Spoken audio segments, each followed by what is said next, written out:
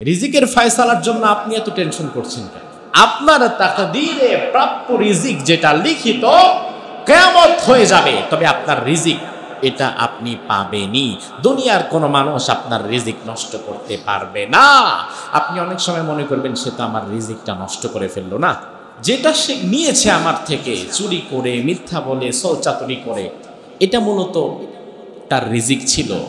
হয়তোবা সে ধৈর্য ধারণ করলে ওই রিজিকটা হালাল ভাবে পেত, কিন্তু অধৈর্য হওয়ার কারণে সে তার প্রাপ্য রিজিকটাকে হারাম ভাবে খাইছে। আর আমার তাকদীরে যেটা লিপিবদ্ধ রিজিক, এটা কেউ খেতে পারবে না। এটা মৃত্যুর আগ পর্যন্ত হলেও এটা আমার কাছে আসবেই, ঠিক কিনা? তোমার তো রিজিকের বান্দা বানাই নাই, তোমাকে তো রিজিকের পেছনে কুকুরের মতো ছুটতে বলি নাই। তুমি তোমার রবের দিকটা ঠিক রাখো, প্রাপ্য রিজিক তোমার সামনে আসবেই। এই তাওয়াক্কুলটা আপনার নাই। এই তাওয়াক্কুল নাই বলেই আল্লাহর কথায় আপনি বিশ্বাস করতে পারেন না। এই তাওয়াক্কুল নাই বলেই আজকে আপনার রিজিক আয়ের উন্নতির বরকত আপনি পাচ্ছেন না। আল্লাহ সূরা কুরাইশের মধ্যে আবার বললেন, ফালইয়াবুদু রাব্ব হাযাল বাইত আল্লাযী আতামাহুম মিন জু'in ওয়া আমানাহুম মিন খাউফ। ও নবী, দুনিয়ার মানুষকে আপনি বলে দেন তারা যেন এই ঘরের মালিকের ইবাদত করে। এই ঘর মানে কাবা। দুনিয়ার মানুষকে আপনি জানায় দেন তারা যেন কাবার মালিকের ইবাদত করে। তাহলে কাবার মালিক আল্লাহ দুনিয়ার মানুষকে ক্ষুধার সময় খাদ্য দেবে, অনিরাপত্তার সময় নিরাপত্তার চাদর দিয়ে ঢেকে দেবে। আল্লাহ বারবার কোরআনে বলছেন যে বান্দা, রিজিকের পেছনে তুমি এত হুমড়ি খেয়ে পড়ো না। তুমি তোমার রবের গোলামের দিকটা ঠিক রাখো, হালাল পথে কাজ করো। তুমি যে রিজিক খাবা ওটা তোমার সামনে অটোমেটিক্যালি আসবেই। এনে দিবেন কে? কে এনে দিবেন? আল্লাহ তাআলা। এই রিজিক এতটা চমৎকার, আল্লাহ তাআলা আরেক আয়াতে বলছেন, যে দেশের মানুষ ঈমান এবং তাকওয়া অবলম্বন করে চলবে, ওই দেশ, ওই জনপদের জন্য আকাশ ও জমিনের বরকতের দরজাগুলো আমি আল্লাহ খুলে দেব। লাফাতাহনা আলাইহিম বারাকাতিম মিনাস সামাই ওয়াল আরদ। আকাশ থেকে বরকত আসবে, জমিন থেকেও বরকত আসবে, শুধু ঈমান এবং তাকওয়াটা যদি রাখতে পারে। আপনি দেখেন, এই যে আমরা এত সুস্বাদু ইলিশ মাছ কিনে খাই 1500 টাকা 2000 টাকা কেজি দরে, এই ইলিশ মাছ সবচেয়ে সুস্বাদু ইলিশ হয় কোথায়? কথা কয় না, কোথায়? পদ্মা। পদ্মার ইলিশ কিন্তু একটা ব্র্যান্ড। পৃথিবীর কোনো দেশের ইলিশে এত স্বাদ নাই যেটা আল্লাহ পদ্মার ইলিশে দিয়েছে। আমি যে গত মাসের আগের মাসে যখন মালয়েশিয়াতে মাহফিল করতে গেলাম, নাসি গোরাং আর নাসি লাং খাইতে খাইতে জীবন শেষ। এক জায়গায় মাহফিলে আমাকে বলল, হুজুর কি খাবেন? আমি বললাম, ভাই যদি একটু বাংলা খাবার খাওয়াতে পারেন খুব ভালো লাগবে। কারণ দিন শেষে বাংলাদেশি মানুষ যেহেতু, বাংলা খাবার ছাড়া ভালো লাগে? 1 মাস 2 মাস বাংলা খাবার ছাড়া থাকেন, আর ভালো লাগবে না।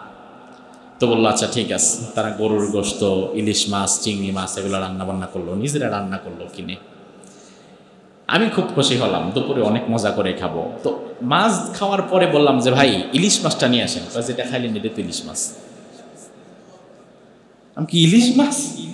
বিন্দু মাত্র স্বাদ নাই, ঘ্রাণ নাই। আমার দেশের তেলাপিয়া মাছ হচ্ছে মজা, এটা কোথাকার ইলিশ মাছ?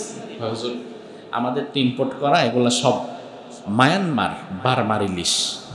তা আমি অবাক হয়ে গেলাম, এটা খাইলে আপনি বুঝবেনই না ইলিশ খাচ্ছেন না ছাতু খাইতেছেন, বোঝার উপায় নাই। অথচ পদ্মার ইলিশের মধ্যে আলাদা একটা ঘ্রাণ আছে না নাই? কোথাও ভাজলে পাশের বাসার থেকেও সুঘ্রাণ পেয়ে যায়। একই নদী, যখন ইন্ডিয়াতে গেলাম মাহফিলের জন্য, তখন দেখলাম একই নদী বাংলাদেশের অংশে যেটা পদ্মা, ওই একই নদী ভারতের অংশেও বিরাট একটা অংশ আছে। ওই অংশটার নাম গঙ্গা। কি নাম? ভালো করে বোঝেন, নদী কি দুইটা না একটা? মাটির উপরে গভর্নমেন্ট কাঁটাতার দিয়ে বেড়া দিয়েছে, ওটা বাংলাদেশের সীমান্ত, ওটা ভারতের সীমান্ত। কিন্তু নদী এবং সমুদ্রের উপরে দুনিয়ার কোনো গভর্নমেন্ট কাঁটাতার দিতে পারছে? সম্ভব না। তো আমাকে ইন্ডিয়ায় যাওয়া লাগলে পাসপোর্ট লাগে, ভিসা লাগে, ইমিগ্রেশন ক্রস করা লাগে। কিন্তু পদ্মার মাছ গঙ্গায় যেতে, গঙ্গার মাছ পদ্মায় আসতে কোনো পাসপোর্ট ইমিগ্রেশন আছে? চাইলেই যাইতে পারে। অবাক করা বিষয়, গঙ্গা ইলিশ খুব একটা থাকে না, যদি 2-4টা থাকেও সেটাতে স্বাদ থাকে না। ঝাঁকে ঝাঁকে ইলিশ চলে আসে বাংলাদেশের পদ্মার অঞ্চলে। তাহলে রিজিকের বরকত দিয়েছেন কে? তাহলে আল্লাহ যে বললেন ঈমান আনলে, ঈমান যদি আনো, তাকওয়া যদি অবলম্বন করো, তাহলে আমি আল্লাহ তাআলা রিজিক তোমাদেরকে বৃদ্ধি করে দেব। এই কথার সত্যতা কি আছে না নাই? আপনি চিন্তা করেন কেন ভাই?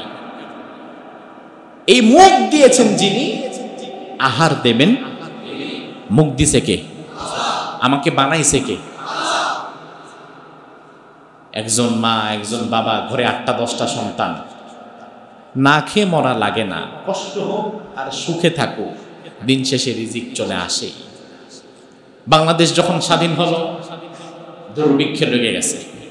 স্বাধীনতার সময় জায়গা জমি যা ছিল, এখনো তো জায়গা জমি সেটাই আছে। তখন 7.5 কোটি মানুষের খাদ্যের যোগান হয় নাই, এখন 20 থেকে 25 কোটি মানুষ প্রতিদিন খাচ্ছে। সুবহানাল্লাহ বলবেন না? তার কারণ যত দিন যাচ্ছে আল্লাহর জিকির কি কমছে না বাড়ছে? বাড়ছে। আল্লাহ তাআলা রিজিকও বাড়াচ্ছেন, কারণ মানুষ তো দিন শেষে তিনি বানিয়েছেন। মানুষ তো তিনি বানিয়েছেন। আগে পেয়ারা গাছ ছিল বিরাট বড় বড়, পেয়ারা হতো গাছের মগ ডালে, ছোট ছোট পেয়ারা, একজন গাছে উঠে 10টা-12টা গাছের উপরে বসে খায় ফেলাইত। আর এখন পেয়ারা গাছ হয়েছে ছোট, পেয়ারা হয়েছে এত বড় বড় গাজী পেয়ারা, একটা কাইটা দিলে 4 জন মিলা খায় অকুল পায় না। জমিন তো একটাই, রিজিক বাড়িয়েছেন কে? যেই জমিতে আগে ধান হতো 1 মণ, ওই একই জমিনে এখন আল্লাহ ধান দেয় 5 মণ। এটা কি মিথ্যা না সত্য? তাহলে রিজিক নিয়ে আপনার টেনশন কেন ভাই? আপনি শুধু আল্লাহ তাআলার দেখানো পথে কাজ করে যান, রিজিক এটা আসবেই, পাঠিয়ে দিবেন কে?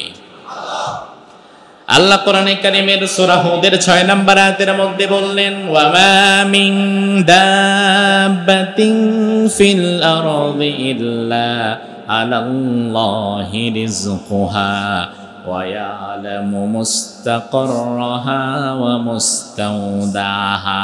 জোরে বলুন আল্লাহু আকবার।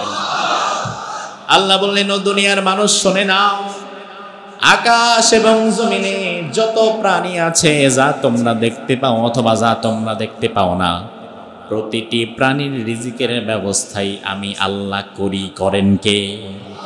কে করেন? এমন অনেক প্রাণী আছে যা চোখে আমরা দেখতেও পাই না। চোখে দেখতে পাই আর কয়টা প্রাণী?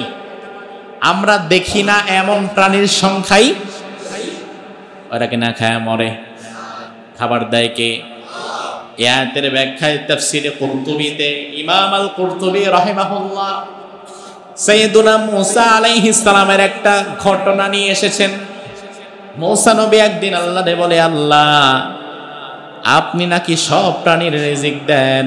আল্লাহ বলে, কেন বিশ্বাস করো না নাকি? মূসা নবী বলে, অবশ্যই করি, কিন্তু আমার মনে একটা প্রশ্ন জেগেছে, এমন অনেক প্রাণী আছে যেগুলার আমরা সন্ধানও জানি না, খুঁজেও পাই না। কত কোটি কোটি প্রাণী বানিয়েছেন সেটা আপনি ভালো জানেন। আমার প্রশ্ন হচ্ছে, এমন প্রাণীকেও রিজিক দেন কিভাবে? আল্লাহ বলেন, মূসা পাহাড়ের দিকে যাও। যাচ্ছেন তো যাচ্ছেন। মিশর সফরের সময় আমি দেখলাম, মূসা নবী যেহেতু মিশরে ছিলেন, তিনি যেই পাহাড়ের পাদদেশ দিয়ে হাঁটা চলা করেছেন, ওই পাহাড়গুলো দেখলাম। মিশরের পাহাড়গুলো মূলত আমাদের দেশের পাহাড়ের মতো না। আমাদের দেশের পাহাড়গুলো স্বাভাবিকত মাটির, আর মিশরের পাহাড়গুলো পাথরের। কিসের? কিসের? পাথরের। একটা পাথর পড়ছে সামনে। আল্লাহ বললেন, মূসা হাতে কি আছে? লাঠি আছে, বাড়ি দাও। দিলেন বাড়ি। মূসা আলাইহিস সালামের লাঠির বাড়ি খেয়ে পাথরটা ফেটে গেল। ফেটে যাওয়ার পরে দেখা গেল ভিতরে আরেকটা পাথর। আল্লাহ বললেন, মূসা আবার বাড়ি দাও। মূসা আলাইহিস সালাম আবার বাড়ি দিলেন। দ্বিতীয় পাথরটাও ফেটে গেল। দ্বিতীয় পাথরটা ফাটার পরে দেখলো ভেতরে ছোট্ট আরেকটা পাথর। আল্লাহ বললেন, মূসা আবার বাড়ি দাও। মূসা আলাইহিস সালাম আবার বাড়ি দিলেন। এবার তৃতীয় ছোট্ট পাথরটাও ফেটে গেল। আল্লাহ বলেন, এবার একটু ভালো করে তাকাও। ভালো করে তাকালেন, বুঝতে পারছেন না। ঠিক আছে, যে পাথরটা মাত্র ভাঙছো, ওই পাথরের কণাটা হাতে নাও। হাতে নিলেন। হাতে নিয়ে মুসা আলাইহিস সালাম অবাক হয়ে গেলেন, কি ব্যাপার? বিরাট একটা পাথর, তার ভেতরে আরেক পাথর, এর ভেতরে আবার ছোট আরেক পাথর। ওই পাথরটা ভাঙার পরে নবী মুসা দেখলেন ওই পাথরের ভেতরে ছোট্ট একটা পোকা জীবিত অবস্থায় রয়েছে। ওই পোকার মুখের মধ্যে এক দানা খাবারও আছে। পোকাটা বিড়বিড় করে খাবারটুকু খাচ্ছে আর কি যেন বলছে। পোকারা অনেক সময় আওয়াজ করে, যেমন ঝিঝি পোকার একটা আওয়াজ আছে, প্রত্যেক পোকারই ছোটখাটো আওয়াজ আছে। কারো আওয়াজ আমরা শুনি আর কারো আওয়াজ শুনি না, কিন্তু প্রত্যেক পোকার, প্রত্যেক প্রাণীর আলাদা একটা ভাষা আছে, ডাক আছে, কথা আছে। আল্লাহ বললেন, মুসা তুমি তো আর প্রাণীর কথা বুঝবে না, তবে আজকের জন্য বোঝার ক্ষমতা আমি আল্লাহ তোমারে দিয়ে দেই। এত আস্তে কোন সুবহানাল্লাহ। মুসা আলাইহিস সালাম এবার পোকাটাকে কানের কাছে ধরে চিন্তা করলেন, দেখি কি বলে পোকাটা। পোকাটা এবার বলছে, সুবহানা মান ইয়ারানি ওয়া ইয়াসমাউ কালামি ওয়া ইয়ারযুকুনি ওয়া লা ইয়ানসানি।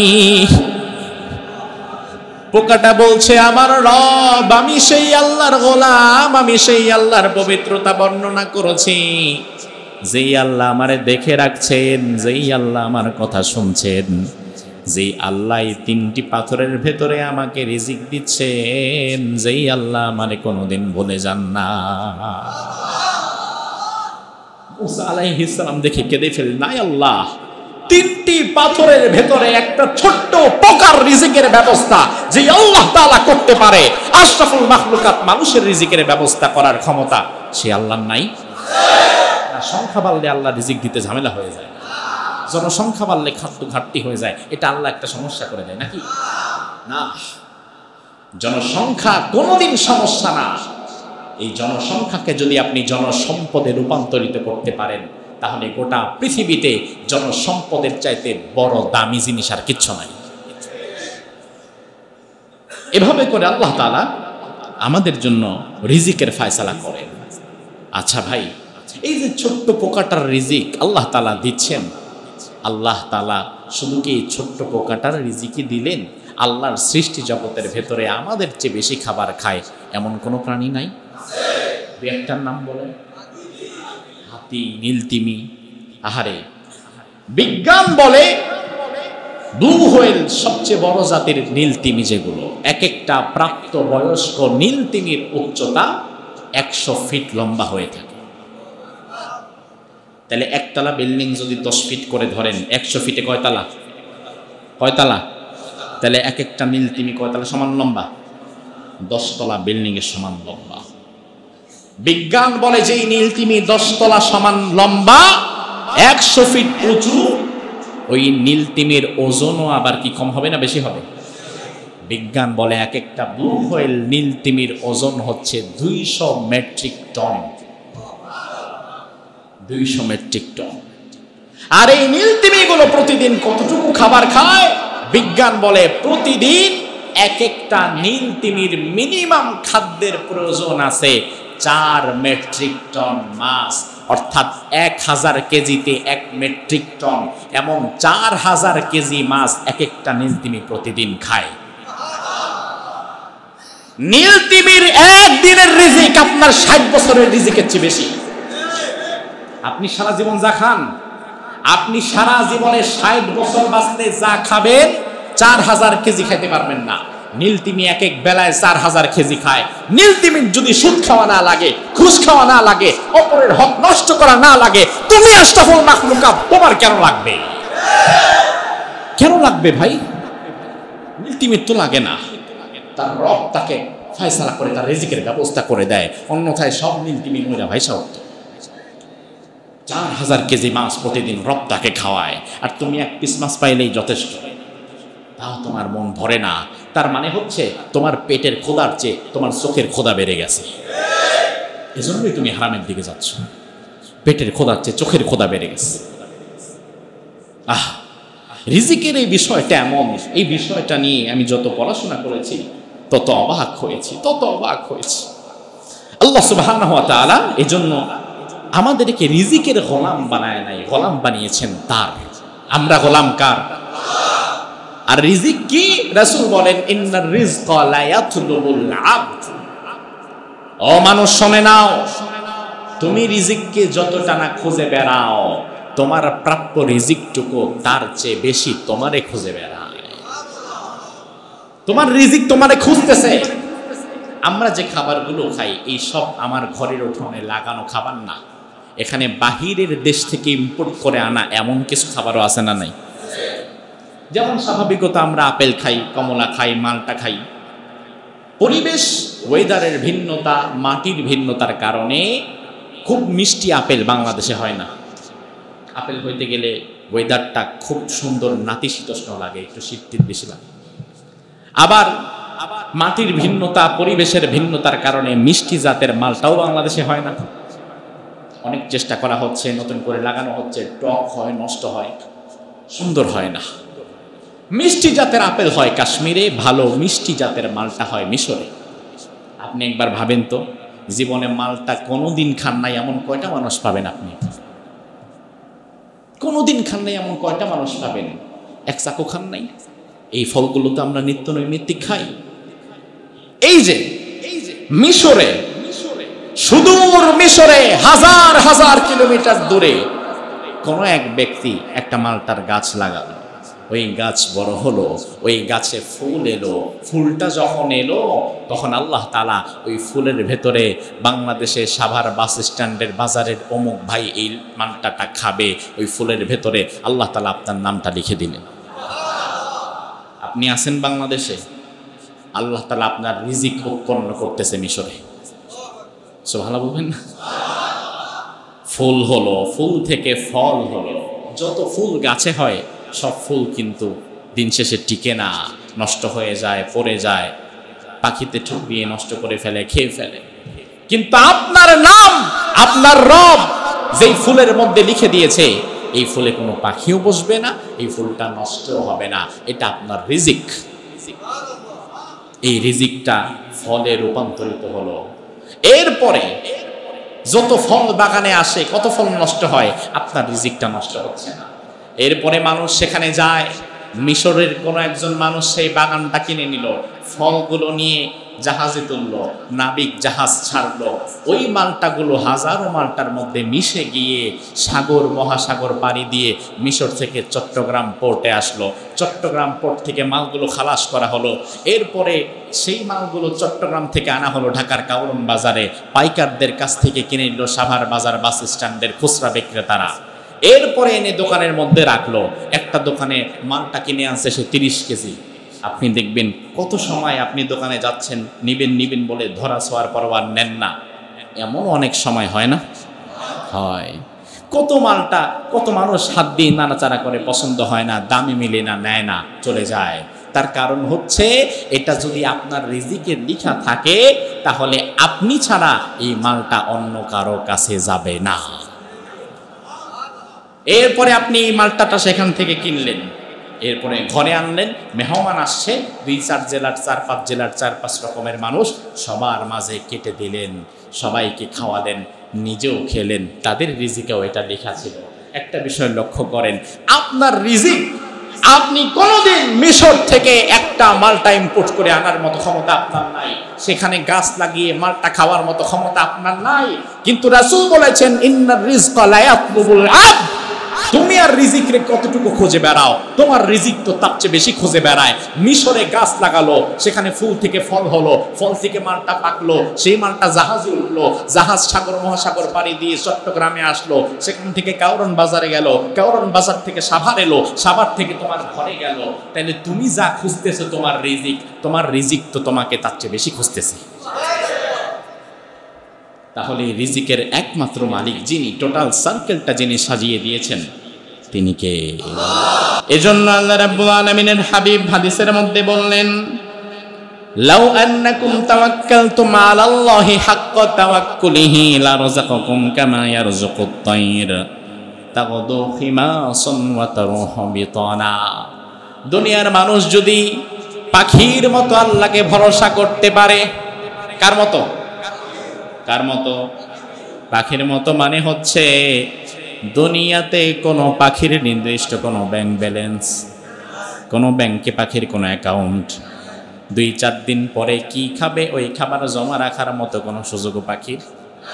এই কিছুদিন পরে শীতকালে দেখবেন জাহাঙ্গীরনগরের লেকগুলো ভরে যাবে অতিথি পাখি দিয়ে। সুন্দর সুন্দর হাজার রকমের পাখি এসেছে, দেখতে যাবেন। আমি জিজ্ঞেস করলাম ছাত্রদের, এত সুন্দর পাখি তো বাংলাদেশে দেখা যায় না, কোত্থেকে এসেছে? বলে সাইবেরিয়াস কান্ট্রিগুলো থেকে এসেছে। হাজার হাজার কিলোমিটার পথ পাড়ি দিয়ে ওই পাখিগুলো শীতকালে বরফের অঞ্চলে রিজিক খুঁজে পায় না। আল্লাহ তাদের মধ্যে এমন একটা ম্যাপ ফিট করে দিয়েছেন, এখন রিজিকের জন্য তোমরা এই দেশে বসে না থেকে বাংলাদেশের দিকে চলে যাও। এই পাখিগুলো জাহাঙ্গীরনগরে এসে অনেক দিন থাকে, তাদের রিজিক খেয়ে এরপরে আবার তারা চলে যায়। আমার ভাইয়েরা, এই জন্য আল্লাহর হাবিব বলেন, দুনিয়ার মানুষ যদি পাখির মতো আল্লাহকে ভরসা করতে পারে, একটা ছোট্ট পাখি ভোরবেলায় ক্ষুধা পেটে বের হয়ে যায়, কোথায় যাবে কি খাবে তার কোনো ঠিক ঠিকানা নাই, কিন্তু সন্ধ্যাবেলায় আবার যখন ঘরে ফিরে আসে, পাখিটাকে ক্ষুধা পেটে আল্লাহ ফিরায় না, ভর পেট করেই আল্লাহ তার বাসায় তারে ফিরায় দেয়। তুমিও যদি পাখির মতো তোমার রবকে ভরসা করতে পারতে, তাহলে তোমার রিজিকের ব্যবস্থাও যিনি করে দিতেন তিনি কে? আল্লাহর হাবিব বলেন, মানুষের কাছে তার রিজিক পৌঁছে দেওয়ার দায়িত্ব যে ফেরেশতার, ওই ফেরেশতার নাম হচ্ছে মিকাইল। কি নাম? মিকাইল আলাইহিস সালাম মানুষের কাছে তার রিজিক পৌঁছে দেয়। আমাদের মৃত্যুর সময় যখন চলে আসে, মৃত্যুর যন্ত্রণা যখন শুরু হয়ে যায়, ওই মুহূর্তে মিকাইল আলাইহিস সালাম শেষবারের মতো এসে বলে, ও আল্লাহর বান্দা, দুনিয়াতে যতদিন তুমি বেঁচে ছিলে, যেখানেই তুমি ছিলে, আমি মিকাইল তোমার রিজিকটা সময় মতো জায়গা মতো তোমার কাছে পৌঁছে দিয়েছিলাম। আজকে সারা পৃথিবী মিন মাশারিকিল আরদ ইলা মাগারিবিহা, পৃথিবীর পূর্ব দিগন্ত থেকে পশ্চিম দিগন্ত পর্যন্ত গোটা পৃথিবী আমি একবার স্ক্যান করলাম, ঘুরলাম, ঘুরে দেখলাম, গোটা পৃথিবীতে তোমার জন্য একটা দানা পানিও দেখি আর অবশিষ্ট নাই। কোথাও তো আর আজকে তোমার নামটা খুঁজে পেলাম না। তার মানে আমার দায়িত্ব শেষ, এই জীবনে তোমার সাথে আর আমার সাক্ষাৎ হবে না। এ কথা বলার পরে মালাকুল মউত আসে। মিকাইল চলে যাওয়ার পরে মালাকুল মউত আসার আগে মধ্যখানে যদি কিছু সময় থেকে যায়, ওই সময় নতুন করে কোনো দানা পানি আপনার ভেতরে আর ঢুকবেও না, জীবন যদি থাকেও। হাসপাতালে অনেক সময় দেখবেন আইসিইউতে মুমূর্ষ অবস্থায় বসে আছে, খাবার ঢুকে না, ডাক্তাররা তখন জোর কইরা বাঁচাবার জন্য নাক দিয়া পাইপ ঢুকায়া এরপরে জুস খাওয়ায়, একটু দেখি বাঁচে কিনা। আমি দেখেছি নাক দিয়ে জোর করে জুস স্যুপ ঢুকানো হচ্ছে, একটু পরে একটা ঝাঁকি দিল, ভেতরে যা ঢুকানো হলো তা বের হয়ে গেল, তার কিছু সময় পরেই মৃত্যুবরণ করলো। আল্লাহ বুঝিয়ে দিলেন, ও ডাক্তার, জোর করে ঢুকায়া লাভ নাই, রিজিক তো আর তার নাই। কথা কি ঠিক কিনা? জোর করে ঢুকায় লাভ নাই, তো রিজিক তো শেষ, যেটা ঢুকাবা ওটা বের হয়ে যাবে। সেই রিজিক নিয়ে আমরা কত পাগলের মতো হয়ে গেছি, কত টেনশন, কত টেনশন আমাদের। এজন্য রিজিক ব্যাপক একটা শব্দ। এই রিজিকের আবার কিছু স্তর আছে। রিজিকের মোট স্তর হচ্ছে 4টা। জোরে বলেন তো কয়টা? জোরে বলেন। রিজিকের 4টি স্তর। রিজিকের 4টি স্তর হচ্ছে সর্বনিম্ন স্তর 1 নাম্বার, সর্বনিম্ন স্তর, সর্বোচ্চ স্তর, সর্বোত্তম স্তর, পরিপূর্ণ স্তর। এই 4 স্তরে আল্লাহ তাআলা বান্দাকে রিজিক দেয়। আমরা মনে করি রিজিকের সর্বোচ্চ স্তর হচ্ছে টাকা পয়সা, সম্পদ। অথচ তাফসীর থেকে আমি পড়ে দেখলাম টাকা পয়সা, অর্থ সম্পদ, খাওয়া দাওয়া, এটা হচ্ছে রিজিকের সর্বনিম্ন স্তর। কারণ এই রিজিক আল্লাহ খালি আপনারে না, এই রিজিক আল্লাহ ডোনাল্ড ট্রাম্পেও দিছে, এই রিজিক আল্লাহ হিন্দুরেও দিছে, ইহুদিরেও দিছে, খ্রিস্টানদেরও দিছে, যে সারা জীবনে আল্লাহকে একটা সেজদা দেয় না এমন নাফরমানকেও আল্লাহ খাওয়ায় রাখছে। তাহলে এটা রিজিকের সর্বোচ্চ স্তর কেমনি হবে? এটা তো আল্লাহ সবাই রেখে দিছে। তাহলে যেটা আল্লাহ সবাই রেখে দিছে, যেটা অ্যাভেলেবেল, এটা সর্বোচ্চ স্তর না, এটা সর্বনিম্ন স্তর। কথা কি ঠিক কিনা? টাকা পয়সা অর্থ সম্পদ ধন দৌলত রিজিকের সর্বনিম্ন স্তর, সর্বোচ্চ স্তর, সর্বোচ্চ স্তর হচ্ছে নেককার স্ত্রী এবং পরিশুদ্ধ নেক সন্তান। টাকা কম, ঘরে এক আইটেমের বেশি রান্না হয় না, ডাল ভাত খেয়ে জীবন চালাতে হয়, কিন্তু সন্তানদের দিকে তাকালে হৃদয়টা জড়িয়ে যায়, আমার সন্তানগুলো কত ভালো, কত ভদ্র। স্ত্রীর দিকে তাকালে সারাদিনের ক্লান্তি দূর হয়ে যায়। এটা হচ্ছে সর্বোচ্চ স্তর। অনেক টাকা পয়সার মালিক, ঘরের মধ্যে শান্তি নাই, পোলাপান ড্রাগ এডিক্টেড হয়ে গেছে, বউ কথা শুনে না, উঠতে বসতে ঝাড়ি দেয়, পারলে মাঝে মাঝে থাপ্পড়ও দেয়, এমন ঘর আছে না নাই? অনেক শান্তি আছে না? এজন্য রিজিকের সর্বোচ্চ স্তর হচ্ছে পরিশুদ্ধ নেক সন্তান, নেককার স্ত্রী। রিজিকের সর্বোত্তম স্তর হচ্ছে শারীরিক এবং মানসিক সুস্থতা। অনেক টাকা আল্লাহ দিয়ে দিছে, কিন্তু এমন অসুস্থ বানায় দিছে, 1000 কোটি টাকার মালিক সারা দিনে 24 ঘন্টা 200 টাকার খাবারও খেতে পারে না। না, এমন দৃশ্য পৃথিবীতে নাই? কম না বেশি? রিক্সাওয়ালা দিনই কামাই করে 600, খায়া ফেলায় 400, আছে না নাই? আরে খাওয়া রে বাবা রে বাবা। এই যে আমরা মাহফিলে যাই বিভিন্ন জায়গায়, দুপুরবেলা যদি কোনো হোটেলে বসতে হয়, বসে দেখি ট্রাক ড্রাইভার যারা আছে বৈশা আগে গামছালা গলার থেকে নামায়, এই গরু দে, গরু ছাড়া মোটামুটি ট্রাক ড্রাইভার খাই না। অথচ বেচারা সারাদিনে ইনকাম কয় টাকা, কিন্তু খাবার দাবার একটা আভিজাত্য। আর অন্যদিকে 1000 কোটি টাকার মালিক, অমুক তমুক মেড ইন্ডাস্ট্রিয়াল কোম্পানির মালিক, গরু খাওয়া তো দূরের কথা, গরু দেখলেও চুলকানি শুরু হয়ে যায়, খাওয়া লাগে না। সকালে 1 কাপ জুস, দুপুরে ডিমের কুসুম ছাড়া সাদা অংশ, আর রাত্রে হয়তো আরেক কাপ জুস অথবা একটু অর্ধেকটা রুটি। এমন খাবার হিসাব করে দেখলাম এবারটা তো সারাদিনে 200 টাকাও খাইতে পারলো না। তাহলে এটা রিজিক হলো নাকি? 1000 কোটি টাকার মালিক হতে পারেন, এগুলো তো আপনার রিজিক না। রিজিক তো শুধুমাত্র সেটা যেটা দুনিয়াতে আপনি খেয়ে যেতে পেরেছেন, যেটা আপনি উপভোগ করে যেতে পেরেছেন। আর বাকিগুলো তো সব মানুষ খেয়ে ফেলবে, গরু ছাগল খেয়ে ফেলবে, আপনার না। এজন্য রিজিকের সর্বোত্তম স্তর হচ্ছে শারীরিক এবং মানসিক সুস্থতা। আর রিজিকের পরিপূর্ণ স্তর হচ্ছে আল্লাহ তাআলার সন্তুষ্টি, এর বিনিময়ে জান্নাত। পরিপূর্ণ স্তর, এরপরে আর রিজিক নাই, ব্যাস রিজিক শেষ, জান্নাত পেয়ে গেছেন। আর আপনার কিছু দরকার আছে না। এখন আমরা মনে করি সর্বোচ্চ, সর্বোত্তম, সবচেয়ে বেশি রিজিক যেটা, ওটাই মনে করি আমরা টাকা পয়সা। অথচ মানুষ কত অদ্ভুত। এই মানুষগুলো জীবনের শুরুতে এই টাকা পয়সা কামাবার জন্য পরিশ্রম করতে করতে করতে করতে স্বাস্থ্য নষ্ট করে ফেলে, জীবনের দিকে তাকায় না, খাওয়া দাওয়াও ঠিক মতো করে না। আবার জীবনের শেষ প্রান্তে দাঁড়িয়ে এই স্বাস্থ্যটারে আবার একটু কোনো মতো ঘইষা মাইজা ঠিক করতে ডাক্তারের পেছনে সারা জীবন যা কামাইছে এগুলো নষ্ট করে ফেলে। মধ্যখানে জীবন বৃথা, না পারছে ভালো কিছু খাইতে, না পারছে ভালো কিছু পড়তে, না পারছে ঘুরতে, কিচ্ছু নাই। পুরা জীবনের হিসাব মিলায় দিন শেষে দেখবেন এই লোকটা আসলে জীবনে ফেইলার, এই লোকটা জীবনে সফল না। হ্যাঁ, তার ব্যাংকে 2-4 কোটি টাকা থাকতে পারে, কি লাভ? তার কি, তার কি, তার তো কিছুই না। এই জন্য আমার ভাইয়েরা, রিজিক ব্যাপক একটি শব্দ। এখন আমরা অল্প সময়ে রিজিক নষ্ট হয় কি কারণে, কোন কোন কারণে রিজিক নষ্ট হয়ে যায়, আর কোন কোন কারণে রিজিক বৃদ্ধি পায়, এই বিষয়গুলো কোরআন এবং হাদিস থেকে আমাদের জানার প্রয়োজন কি আছে না নাই? কারণ আমরা স্বেচ্ছায় কেউ চাই না যে আমাদের রিজিক নষ্ট হয়ে যায়। রিজিক কমে যাওয়ার, রিজিক নষ্ট হয়ে যাওয়ার 6টা কারণ বলবো। কয়টা কারণ? জোরে বলেন।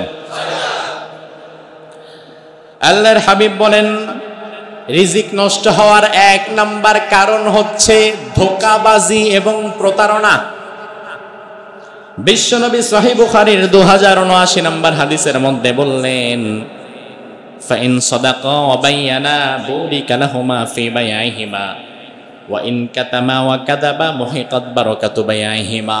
যদি কোনো ব্যবসায়ী ব্যবসা করার সময় তার পণ্যটা সঠিকভাবে ক্রেতার সামনে উপস্থাপন করে, কোনো বিষয় যদি সে না লুকায়, কোনো মিথ্যার আশ্রয় যদি না নেয়, তাহলে আল্লাহ তাআলা তার রিজিকটা বাড়িয়ে দেয়। আর যদি ব্যবসায়ী ব্যবসা করার সময় পণ্যের গুণগত মান লুকিয়ে ফেলে, ক্রেতার কাছে মিথ্যা তথ্য দিয়ে পণ্য বিক্রি করে ফেলে, তাহলে আল্লাহ তাআলা ওই ব্যবসায়ীর রিজিকের মধ্য থেকে বরকত উঠিয়ে নেয়। অনেক বড় ব্যবসা করেন, কিন্তু দিন শেষে দেখেন কিরে হাত দিয়ে এত টাকা নাড়ি সারি লাখ লাখ টাকা আসে যায়, কিন্তু দিন শেষে টিকে তো না, দেখি থাকে তো না, কোথায় টাকা তো দেখতেছি না, কিন্তু টাকা তো সারাদিন নাড়তেছি। এমন হয় না? রাসূল বললেন না, তুমি মানুষের সাথে প্রতারণা করো না, ধোঁকাবাজি করো না, রিজিকের বরকত আল্লাহ তুলে নিয়ে যাবে। টাকা কামাবা ঠিক, এমন এমন জায়গায় খরচ হবে তুমি টেরও পাবা না। এজন্য এই বিষয়টা করা যাবে না। রিজিক নষ্ট হয়ে যাওয়ার 2 নাম্বার কারণ হচ্ছে অধিক হারে কসম করা। এটা আমাদের মধ্যে আছে না নাই? 50 টাকার আলু বিক্রি করতে গেলে ও বেটা একবার কসম খায় নাই, ভাই 40 টাকায় হয় না, আল্লাহর কসম ভাই 45 টাকা কিনাই আছে, 5 টাকার জন্য তুই কসম খাইলি। রাসূল সহিহ মুসলিমের 4018 নম্বর হাদিসের মধ্যে বললেন, ইয়াকুম ওয়া কাসরাতাল হালিফি ফিল বাই' ফাইন্নাহু ইউনাফিকু সুম্মা ইয়ামহাকু। ও ব্যবসায়ীরা, অধিক হারে ব্যবসা করার সময় কসম করা থেকে বিরত থাকো। অধিক কসম করার ফলে সাময়িক ব্যবসা বাড়লেও দিন শেষে আল্লাহ তাআলা এই ব্যবসা আবার ধ্বংস করে দিবে, এটা আবার নষ্ট হয়ে যাবে। এজন্য যারা ব্যবসা বাণিজ্য করেন, আল্লাহর ওয়াস্তে 2-4-5 টাকার জন্য ঠুনকো কসম করবেন না। কি দরকার কসম করার? এটা ভাই আমি বিক্রি করব, এর নিচে আমি বিক্রি করতে পারবো না, বাস। কিনলে কিনেন, না কিনলে নাই। কসম করলাম, এত হাতে পায়ে ধরলাম, এত শেষরা হওয়ার দরকার নাই। তাতে আপনার ব্যক্তিত্ব নষ্ট হয়, আপনার রিজিকটাও আল্লাহ নষ্ট করে। এরপরে 3 নাম্বার রিজিক নষ্ট হওয়ার কারণ হচ্ছে সুদের সাথে জড়িয়ে যাওয়া। জোরে বলেন, কিসের সাথে জড়িয়ে যাওয়া? সুদের সাথে জড়িয়ে গেছে এমন ব্যবসায়ী সাভারে তো নাই, কম না বেশি? আমাদের মসজিদেও 2-1 থাকতে বহুত আছে, দরকার নাই, সব আল্লাহর ওলি, হয়তো কিছু আছে। আমার ভাইয়েরা, এই বিষয়টা খুবই ভয়ঙ্কর। কারণ আল্লাহ কি বলছেন দেখেন, আল্লাহ রাব্বুল আলামিন সূরা বাকারার 276 নম্বর আয়াতের মধ্যে বললেন, ইয়ামহাকুল্লাহুর রিবা ওয়া ইউরবিস সাদাকাত। আমি আল্লাহ তাআলা সাদাকাতকে বৃদ্ধি করে দান সদকা বাড়িয়ে দেই, দান সদকা যে করে তার সম্পদ বাড়িয়ে দেই। অপরদিকে সুদের সাথে যে ব্যক্তি জড়ায়, তার সম্পদ আমি আল্লাহ একদিন না একদিন নিশ্চিহ্ন করে দেই। বহু সুদের সাথে জড়িয়ে যাওয়া ব্যক্তিকে পথের ফকির হয়ে যেতে আমি নিজে দেখেছি। আপনি বলবেন, হুজুর আমি তো উল্টাটাও দেখছি, সুদের সাথে জড়ায়া উনি আজকে কোটিপতি। ও ভাই, কোরআনের আয়াত যদি সত্য হয়ে থাকে বিশ্বাস করেন, একদিন না একদিন, হয়তো 2 দিন আগে নয়তো 2 দিন পরে, সুদের উপরে যেই সম্পদ উপার্জন হয়েছে, এই টোটাল সম্পদ নিশ্চিহ্ন করে হয়তো ওই লোককে নয়তো তার পরবর্তী প্রজন্মকে আল্লাহ পথের ফকির বানায় দিবে, রাখতে পারবেন না। আজকে কথা প্রসঙ্গে বলি, আমাদের এক ভাই জুমা এখানেই পড়েন, তিনি জুমার আগে আমার সাথে সাক্ষাৎ করে বললেন যে হুজুর খুব ঝামেলা আছি, কোনোভাবেই বরকত পাচ্ছি না, কষ্ট পাচ্ছি, যে আজকে আপনি রিজিক নিয়ে আলোচনা করবেন শুনলাম, এই জন্য একটু পরামর্শের জন্য এসেছি, কি করতে পারি। তিনি আপনাদের এখানে এখনো আছে। বিষয় হচ্ছে, আমি তাকে জিজ্ঞেস করলাম প্রথমেই, কোনো কিস্তি সুদ লোন আছে? করোনার সময় একটা কিস্তি তুলেছিলেন, বললো ওটার 40,000 টাকার কিস্তি এখনো টানতেছে। তো আমি বললাম যে দেখেন, এই লোনের সাথে কিস্তির সাথে যতদিন জড়াবেন আর যাই করেন না কেন, বরকত কিন্তু পাবেন না। তো তিনি যেহেতু এখানে উপস্থিত সাক্ষী, এজন্য আপনারা এটা বুঝতে সহজ হবে। তিনি আমাকে বললেন, হুজুর আমার দৃঢ় বিশ্বাস, এই কিস্তির সাথে সুদের সাথে জড়ানোর পর থেকেই আমার অধপতন শুরু হয়েছে। আমরা বুঝি না, আল্লাহ তাআলা কাউকে ইনস্ট্যান্ট দেখায়, কাউকে দেরি করে দেখায়, কিন্তু সুদের উপরে যে সম্পদ জমা করছেন টোটালটা একসাথে চলে যাবে, আপনি টের পাবেন। এজন্য আল্লাহর ওয়াস্তে সুদ থেকে মুক্ত হন। আপনি বলবেন যে হুজুর সুদ ছাড়া কি ইদানিং আর ব্যবসা হয়? সুদ ছাড়া কি চলা যায়? হ্যাঁ, 100 দোকানের হয়তো 99টা দোকান সুদের সাথে জড়িত, 100 ব্যবসায়ীর 99 জন সুদের সাথে জড়িত, একজন তো অন্তত ভালো আছে, ওই একজনের দিকে তাকিয়ে আপনি শিক্ষা নেন। আমি তো এমন ব্যবসায়ীর কথাও জানি যিনি আলহামদুলিল্লাহ সুযোগ থাকার পরেও ব্যবসা বৃদ্ধি করার জন্য 1 টাকা সুদের মধ্যে জড়ায় না।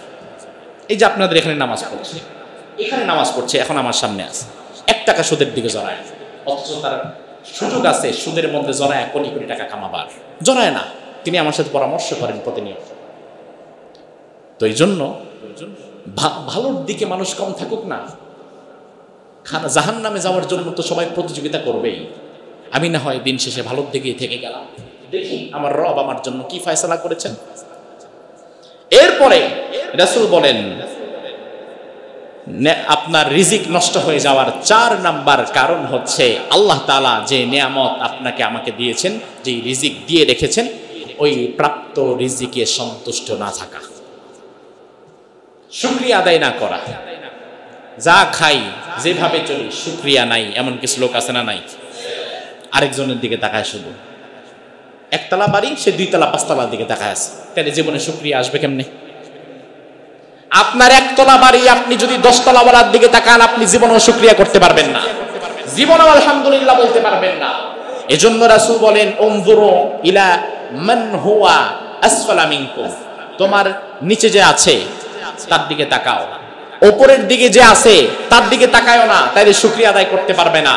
তোমার 1 তলা বাড়ি 10 তলা ওয়ালার দিকে তাকানোর দরকার নাই, বরং তুমি গাছতলায় যে পাগল শুয়ে আছে তার দিকে তাকাও, আলহামদুলিল্লাহ এমনিতেই চলে আসবে। আল্লাহ বললেন লা ইন শাকারতুম লা আযীদান্নাকুম ওয়া লা ইন কাফারতুম ইন্না আযাবি লাশাদীদ, নিয়ামতের শুকরিয়া কেউ যদি করে তার নিয়ামত আমি আল্লাহ বাড়ায়া দেব, আর কেউ যদি নিয়ামতের শুকরিয়া আদায় না করে আমি আল্লাহর আযাব কিন্তু অনেক কঠিন। এরপরে রিজিক নষ্ট হওয়ার 5 নাম্বার কারণ হচ্ছে নিজের তাকদীরে সন্তুষ্ট না থাকা, নিজের ভাগ্যের উপরে সন্তুষ্টি প্রকাশ করে না, বরং খালি কয় আমার ফাটা কপাল, দুনিয়ার যত অসুখ বিসুখ, দুনিয়ার যত কষ্ট খালি আল্লাহ আমারই দেয় না। গ্রামে গঞ্জে দেখবেন কিছু মানুষ এমন কথা বলে, কি বলে না? না, এই কথার দ্বারা যেটা পাইতেন ওটাও হারাবেন, বরং আল্লাহ তাআলা আমাকে যেভাবে রেখেছেন, অসুস্থতায় কষ্টে যেভাবে রেখেছেন, বলতে হবে আলহামদুলিল্লাহ, আল্লাহ তাআলা আমাকে ভালো রেখেছেন। আপনি যদি নিজের তাকদীরে সন্তুষ্ট থাকেন, আপনার রিজিক যিনি বাড়িয়ে দিতে পারেন তিনি কে? 6 নাম্বার রিজিক নষ্ট হওয়ার কারণ হচ্ছে অপব্যয় এবং অপচয়। অপচয় অপব্যয় আমাদের মধ্যে আছে না নাই? খাবার নষ্ট করা আছে না নাই? আল্লাহর ওয়াস্তে একটা ছোট্ট ভাতের দানাও নষ্ট করবেন না। ছেলে মেয়েদের শেখাবেন, হ্যাঁ একটা দানা কেন, 1 লাখ টাকা নষ্ট করার মতো ক্ষমতা আপনার আছে, খরচ করে দেওয়ার ক্ষমতা আপনার আছে। ছেলে মেয়েদের খাওয়ার সময় শেখাবেন, বাবা এই যে ভাতটা তুমি বন প্লেটে ফেললা এটা তুলে নাও, এটা আমাদের আব্বারা আমাদেরকে শেখাইছে, আমাদের বাবা শেখাইছে। মাছের কাঁটা ফেলবার সময় 2-4টা ভাত পড়ে যায় না, এই মাছের কাঁটা রাখো, ওই যে 2-3টা ভাত পড়ছে এটা আবার উঠায় নাও।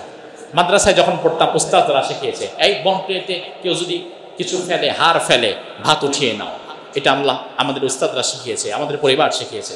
এই জন্য স্বাভাবিকত আমি খাদ্য কোনো নষ্ট করি না।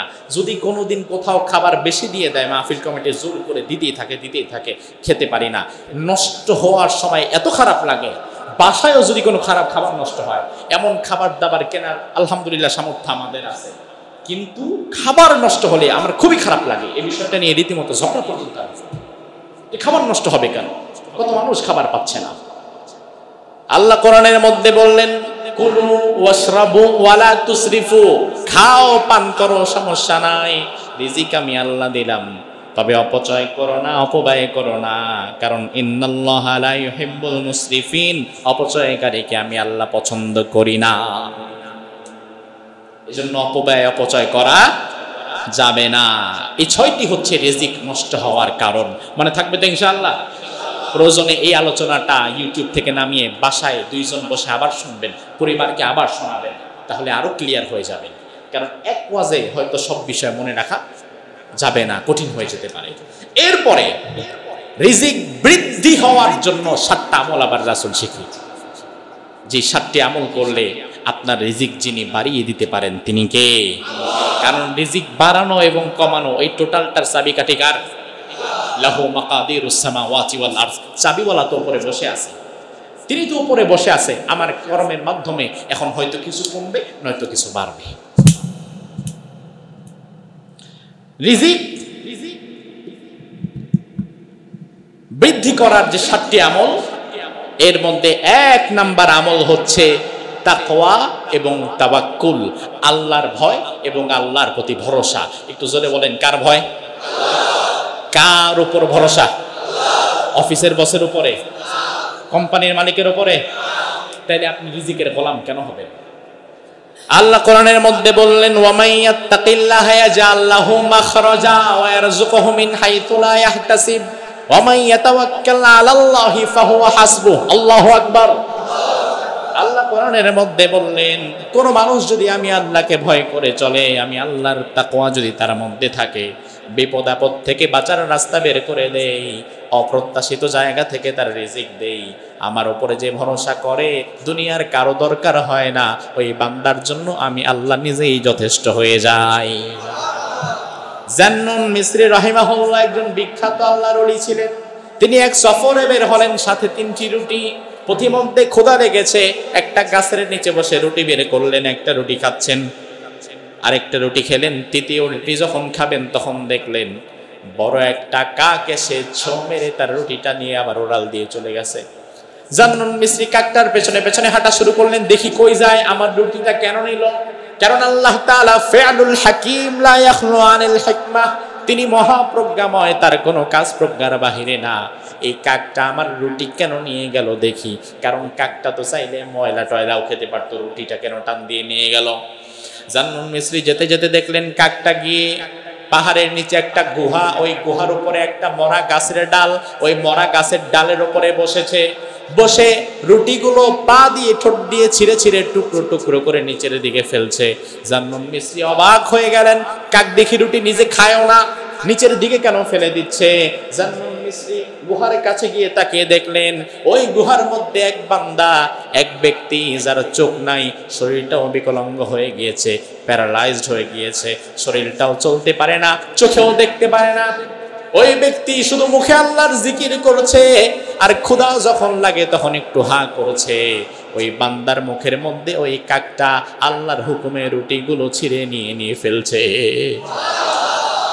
জান্নুন মিসরি রাহিমাহুল্লাহ সাথে সাথে বললেন, সুবহানা মান সাকার রিজক লিহাদাল আবদি আলা ইয়াদি তায়র, আমার দয়াময় মাওলা যে এই অন্ধ ব্যক্তি হাঁটতে চলতে পারে না, এই গুহার মধ্যে এই ব্যক্তির রিজিকের ব্যবস্থা এই কাকের মাধ্যমে করছে, তাহলে আমি সুস্থ সবল মানুষ, রিজিকের জন্য আমি হারাম পথে কেন যাব? ঠিক না ঠিক? কারণ রিজিকের মালিক কে? এজন্য রিজিক বৃদ্ধি হওয়ার 1 নাম্বার আমল হচ্ছে তাকওয়া এবং তাওয়াক্কুল। রিজিক বৃদ্ধি হওয়ার 2 নাম্বার আমল হচ্ছে ইস্তেগফার। 2 নাম্বার আমল কি? আমরা মনে করি খালি গুনাহ হইলেই মনে হয় ইস্তেগফার করা লাগে, অথচ না ভাই, শুধু গুনাহ হলেই ইস্তেগফার না, সব সময় উঠতে বসতে চলতে ফিরতে ইস্তেগফার যদি করেন লাভ আছে না নাই? আল্লাহর হাবিব বলেন, মান লাজিমাল ইস্তিগফার জাআলাল্লাহু লাহু মিন কুল্লি যিকিন মাখরাজা ওয়া মিন কুল্লি হাম্মিন ফারাজা ওয়া রাযাকাহু মিন হাইতু লা ইয়াহতাসিব। কোন ব্যক্তি যদি ইস্তিগফারকে তার নিত্য নৈমিত্তিক আমল বানিয়ে নিতে পারে, তবে আল্লাহ তাআলা তার বিপদ থেকে বাঁচার জন্য পথ বের করে দিবেন। আল্লাহ তাআলা অপ্রত্যাশিত জায়গা থেকে তার রিজিক বের করে দিবেন, এবং আল্লাহ তাআলা দুনিয়াতে তার যত প্রয়োজন সব প্রয়োজন আল্লাহ নিজেই মিটিয়ে দিবে। এজন্য ব্যবসা করছেন, বসে আছেন, অভাব অনটন কষ্ট, আস্তাগফিরুল্লাহ আস্তাগফিরুল্লাহ আস্তাগফিরুল্লাহ পড়তে থাকেন। গত সপ্তাহে দুরূদের কথা বললাম, সাল্লাল্লাহু আলাইহি ওয়াসাল্লাম সাল্লাল্লাহু আলাইহি ওয়াসাল্লাম পড়তে থাকেন, সময় লাগবে না, তবে আপনি লাভবান হয়ে যাবেন। এরপরে রিজিক বৃদ্ধির 3 নাম্বার আমল হচ্ছে আত্মীয় পরিজনের সাথে সুন্দর সম্পর্ক রাখা। আল্লাহর হাবিব হাদিসের মধ্যে বললেন, মান আহাব্বা আইয়ুবসাতা লাহু ফি রিজকিহি আও ইউনসা লাহু ফি আথারিহি ফালইয়াসিল রাইমাহু। তোমাদের কেউ যদি তার রিজিক বাড়াতে চাও, তার হায়াত বাড়াতে চাও, সে যেন তার আত্মীয়দের সঙ্গে সব সময় সুন্দর সম্পর্ক রাখে। আত্মীয়দের সঙ্গে সম্পর্ক ভালো নাই এমন মানুষ আছে না নাই? জায়গা জমি যখন বনে চাইছে, এরপর থেকে বনের সাথে আর কথা নাই, আর জীবনে কোনোদিন আমাদের বাড়িতে আসবি না, ভাইয়েরা স্টেট কার্ড বলে দেয়, এমন আছে না নাই? জায়গা জমি ভাগ হওয়ার পরে চাচার সাথে ভাতিজার সম্পর্ক থাকে না, জায়গা ভাগ হওয়ার পরে মামার সাথে ভাগিনার সম্পর্ক আর থাকে না। এমন নজির কি আছে? কম না বেশি? আত্মীয়তার সম্পর্ক নষ্ট করে ফেলবো, রিজিক নষ্ট হয়ে যাবে, রিজিকে বরকত পাবেন না। যদি ঠিক রাখেন আল্লাহ তাআলা রিজিকে বরকত দিবেন। 4 নাম্বার রিজিকে বরকত লাভের উপায় হচ্ছে আল্লাহর পথে খরচ করা। আপনি বলবেন হুজুর আমার আছেই এতটুকু, আমি আবার আল্লাহর পথে কি খরচ করব? আরে ভাই, আপনার অল্প আছে, আপনি অল্প খরচ করেন। আপনার অন্তত আর যাই থাকুক না কেন, আপনাদের মধ্যে এমন কেউ নাই, আমি দৃঢ় বিশ্বাস রেখে বলতে পারি আমাদের সামনে এই মুহূর্তে এমন একজন ব্যক্তিও নাই যে ব্যক্তির অবস্থা রাসূলের সাহাবী বেলালের চেয়ে বেশি খারাপ ছিল। দুইজনে কয় ঠিক, বাকিরা কয় না আমরা বেলালের চেয়ে খারাপ আছি। কথা বলেন ঠিক কিনা? এই যে সামনে যে যারা ভিক্ষা করে নামাজের পর, এদের অবস্থাও অনেক অনেক ভালো, অন্তত বেলালের চাইতে ভালো না? অনেক ভালো। ওই বেলাল নিজের কাপড়টাও তো নিজের না, একটা পরনের কাপড়ও তার নিজের ছিল না, দুনিয়াতে আর তার আছেই কি? এখানে এমন একজনও আছেন যার নিজের লুঙ্গিটাও নিজের না, আরেকজনের থেকে ধার করা। থাকলে হাত তুলবেন, লুঙ্গি কিনা দিব। এমন একজনও নাই।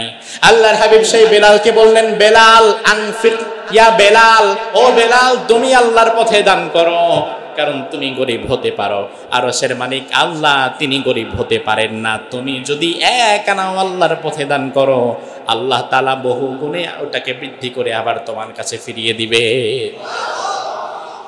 আল্লাহ রাব্বুল আলামিন বললেন, ওয়ামা আনফাকতুম মিন শাইইন ফাহুয়া ইউখলিফুহু, কেউ যদি আমি আল্লাহর পথে দান করে সে আবার এটা রিটার্ন পাবে, দুনিয়াতেও পাবে আবার আখিরাতেও পাবে। এই জন্য যতটুকু আছে অতটুকুনের মধ্য থেকেও আল্লাহর পথে দান করার প্রয়োজন আছে না নাই? 5 নাম্বার রিজিক বৃদ্ধি হওয়ার আমল হচ্ছে হজ এবং উমরা। অভাবে পড়ে গেছেন, কোনোভাবে আর ব্যবসাদার করাতে পারছেন না, 1-1.5 লাখ টাকা পুঁজি আছে, আল্লাহর প্রতি ভরসা করে উমরায় চলে যান। কাবার চত্বরে দাঁড়িয়ে কাবার গিলাফটা ধরে হাউমাউ করে আল্লাহর দরবারে কাঁদেন, আল্লাহকে বলেন আল্লাহ তুমি যদি ফিরে দাও, যাওয়ার আমার কোনো জায়গা নাই, সব জায়গাগুলো দেখা শেষ, এখন তুমি আমার একমাত্র শেষ ভরসা। আপনি যখন আল্লাহর দরবারে গিয়ে এভাবে করে কাঁদতে পারবেন, আল্লাহর হাবিব বললেন তাবিউ বাইনাল হজ্জি ওয়াল উমরাহ ফাইন্নাহুমা ইয়ানফিয়ানিল ফাকর ওয়াদ দুনুব। হজ এবং উমরায় যাওয়ার পরে আল্লাহ তাআলা ওই বান্দার গুনাহগুলো যেমন দূর করে দেয়, তার দরিদ্রতাও আল্লাহ তেমন দূর করে দেয়। এটা 5 নাম্বার আমল। 6 নাম্বার হচ্ছে সূরা ওয়াকিয়া পাঠ করা। ইবনে আব্বাস রাদিয়াল্লাহু আনহুকে একজন এসে বলল, আপনার পরবর্তী বংশধরদের তো কোনো সম্পদ নাই, তারা দুনিয়াতে চলবে কিভাবে? ইবনে আব্বাস বললেন, আমি তাদেরকে সূরা ওয়াকিয়া শিক্ষা দিয়ে গিয়েছি, আর এই সূরা ওয়াকিয়ার উপরে যতদিন তারা আমল করবে ততদিন তারা দরিদ্রতার সম্মুখীন হবে না।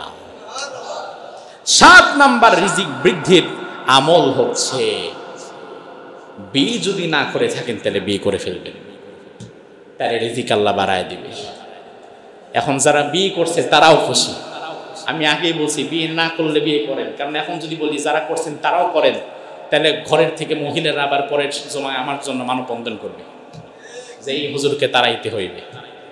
তো আল্লাহ তাআলা কোরআনে বলছেন ইয়াকুনু ফুকারা ইউগনিহিমুল্লাহু মিন ফাদলি, বিয়ে না করলে বিয়ে করে নাও, তাহলে আমি আল্লাহর আপন অনুগ্রহে তোমাদেরকে আমি আল্লাহ ধনী বানায় দেব।